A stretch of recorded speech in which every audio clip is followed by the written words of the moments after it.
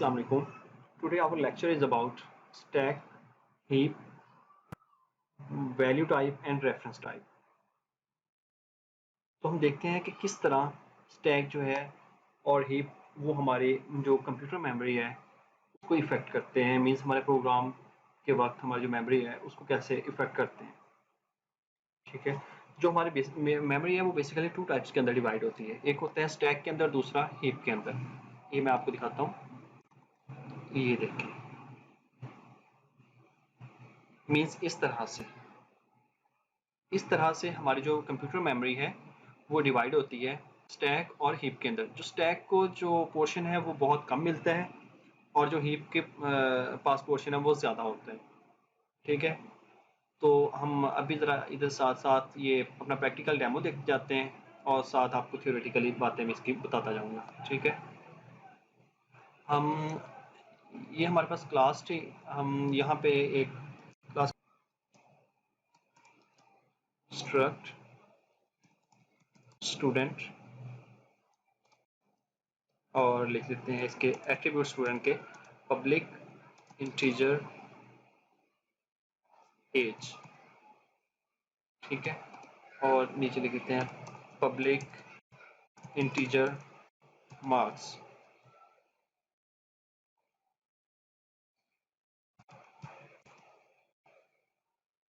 ठीक है, और यहाँ पे हम एक ऑब्जेक्ट क्रिएट कर लेते हैं स्टूडेंट का।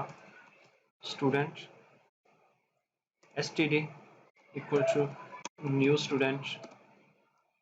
ये हमारे पास एक ऑब्जेक्ट क्रिएट हो गया स्टूडेंट का। तो अब आप ज़रा अपना जो माउस है वो इस इंटीजर के ऊपर होवर करें तो ये हमें पता चल रहा है कि ये एक स्ट्रक्ट टाइप है। ठीक है, स्ट्रक्ट टाइप का मतलब है ये एक वैल्यू बेस्ड है। मैं अपनी क्लास प्रोग्राम नेम का क्रिएट करता हूँ, program PJ equal to new program. ठीक है, इसके ऊपर ज़रा आप अपना माउस ओवर करें प्रोग्राम के तो ये आपको बता रहा होगा, ये देखिए क्लास मीन्स ये एक क्लास टाइप का कीवर्ड है। और जो स्टूडेंट है हमारा ये स्ट्रक्ट टाइप का है, इसे हमने स्ट्रक्ट रखा, ये हमारी क्लास है। ठीक है, अभी मज़ीद हम इसे देखते हैं। मीन्स इस तरह से हमारी जो कंप्यूटर के अंदर है वो मेमोरीज बनी होती हैं स्टैक की और हीप की। अब हम यहाँ पे इसे आगे बढ़ते हैं। std डॉट एज 10 दे देते हैं हम, और std डॉट मार्क्स ये हम दे देते हैं 100। सही हो गया। अब इसका क्या मतलब हुआ, ये जो फर्स्ट लाइन थी हमारी, इससे ज़रा एक बार हम यहाँ से कट करें। इस लाइन का मतलब ये हुआ कि जब हमने अपने स्टूडेंट का एक ऑब्जेक्ट क्रिएट किया तो उस वक्त हमारे स्टैक के अंदर ये एक ब्लॉक जो है वो क्रिएट हो गया। ठीक है ना, और इसका नेम क्या है, इसका नेम है std। ठीक है, ये एक हमारा सब ऑब्जेक्ट क्रिएट हो गया है स्टूडेंट के std के नाम से। अब हम इसके अंदर ज़रा अपने एट्रीब्यूट्स जो हैं वो टाइप करते हैं। std डॉट एज हम टाइप कर देते हैं 10, और std डॉट मार्क्स ये हम टाइप कर देते हैं 100। तो जब हमने ये टाइप किए तो मेमोरी के अंदर इस तरह से हमारे पास स्टैक के अंदर एक एज का ब्लॉक जो है सब पोर्शन std के नाम से ही था, जो जिसका नाम std था। एक सब पोर्शन एज के नाम से क्रिएट हो गया और एक मार्क्स के नाम से। एज की वैल्यू 10 आ गई और मार्क्स की वैल्यू 100 आ गई। ठीक है, हम ज़रा इसे आगे नेक्स्ट मूव करते हैं। हम अपनी इसे ज़रा रन करके देखते हैं। कंसोल डॉट राइट लाइन, इसके अंदर हम दे देते हैं std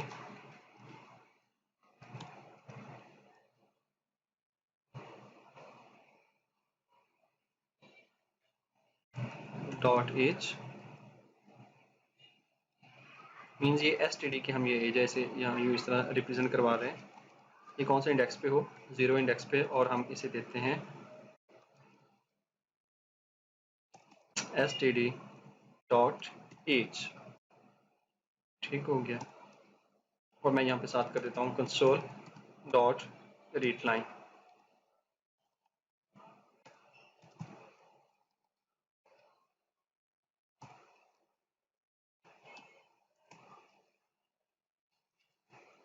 इसे मैंने रन किया F5 के साथ। तो आप ज़रा कंसोल पे देखिएगा, ये देखें STD की जो वैल्यू हमारे पास वो 10 आ गई है। STD मीन्स ये कौन सा है, ये है हमारा, मैं साथ इसके लिख देता हूँ, STD स्टूडेंट की जो है एज है। ठीक है, एज की जो हमारे पास है वो 10 आ गई है। ये देखिए STD एज जो है हमारे पास वो 10 आ गई है। अब हम यहाँ पे एक और ऑब्जेक्ट क्रिएट करते हैं स्टूडेंट का, student std2 equal to std। ठीक है, हम उसकी वैल्यूज इसे देना चाहते हैं, और हम चाहते हैं कि जो हमारे पास std2 डॉट एज हो वो हमारे पास राइट अप हो जाए। कितनी, हम इसे कर देते हैं 17। ठीक है, तो अब देखते हैं, और हम यहाँ पे ज़रा इसको भी लिख लेते हैं ताकि हमारे पास ये भी शो हो जाए। हम यहाँ पे लिखते हैं std2 की एज। ठीक है, यहाँ से हमें शो हो जाएगा कि वो हमें सही शो करवा रहा है या नहीं।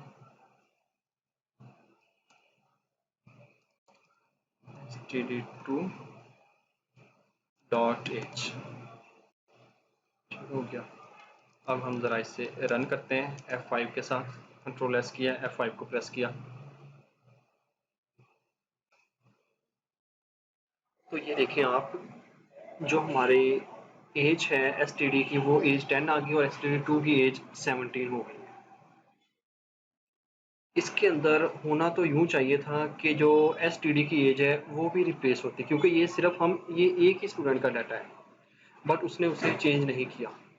तो यहाँ पे देखते हैं, आप ज़रा इसे समझने की कोशिश कीजिए। ये देखिए, इसने उसे कट करके वहाँ पे 17 कर दिया है। ठीक है ना, ये देखें, ये जो हमारे स्टूडेंट की है वो 10 है, बट उसने उसे वहाँ पे 17 कर दिया। अगर हमने उसे अपडेट किया तो यहाँ पे भी 17 होना चाहिए था, बट वो नहीं हुआ। तो ये एक बहुत बड़ा फॉल्ट है। ठीक है ना, तो अब हम ज़रा आगे नेक्स्ट मूव करते हैं, इसे क्लोज करते हैं। एक और यहाँ पे एक और ऑब्जेक्ट क्रिएट करते हैं, उसके ज़रा देखते हैं उसके बारे में। स्टूडेंट std3 इक्वल std, इसे हम std की वैल्यूज पास करते हैं। ठीक है, तो अब भी यहाँ पे ये होना चाहिए था कि जो std2 की वैल्यूज हैं वो अपडेटेड हो जाती यहाँ पे std3 एज। ठीक है, और ये कौन से इंडेक्स पे है, ये हमने रखी हुई है 2 इंडेक्स पे, और यहाँ पे साथ इसके लिखता हूँ std3 डॉट एज। ठीक है, अब ये हमें, अब मैं ज़रा इसे रन करता हूँ F5 के साथ। ये देखें आप, इसकी एज भी 3 है। ठीक है, तो ये देखें इस तरह से एक और ब्लॉक क्रिएट हुआ है और उसकी एज 10 हो गई है, लेकिन उसने अपडेट नहीं किया। तो ये एक बहुत बड़ा फॉल्ट है इसके अंदर। ठीक है, इस तरह से हमारी जो मेमोरी है वो फुली, मीन्स हमारा जो स्टैक है वो एक किस्म का फुल हो जाएगा। वैल्यू बेस्ड टाइप अगर हम यूज़ करते हैं तो उससे हमारा जो स्टैक है वो फिल हो जाएगा, और हमारी इस तरह से जो ऑब्जेक्ट क्रिएटेड हो जाएंगे वो वर्टिकली स्टैक वो अपवर्ड को बढ़ता जाएगी। ठीक है, तो इसके बाद अब हम ज़रा आ जाते हैं हीप के ऊपर, कि हीप के अंदर हम इसे किस तरह कंट्रोल कर सकते हैं। ठीक है, तो फर्स्ट ऑफ ऑल आपने पहले ये जो स्ट्रक्ट है कीवर्ड, इसे आपने चेंज करना है और यहाँ पे लिख देना है क्लास।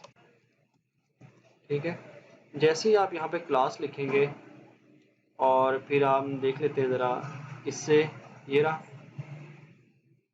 इसे ज़रा रन करके देखते हैं। ये देखें, मीन्स हमारे तीनों जगह पे एजेस सारी चेंज हो गई हैं एट अ टाइम। तो इससे हमें ये पता चला है और मैं ज़रा इसके बारे में पहले आपको ज़रा थ्योरेटिकली थोड़ा सा बता दूँ हीप के बारे में। ये मैंने एक प्रैक्टिकल आपको हल्का सा करके दिखा दिया, इससे भी आपको अंदाज़ा हो जाएगा।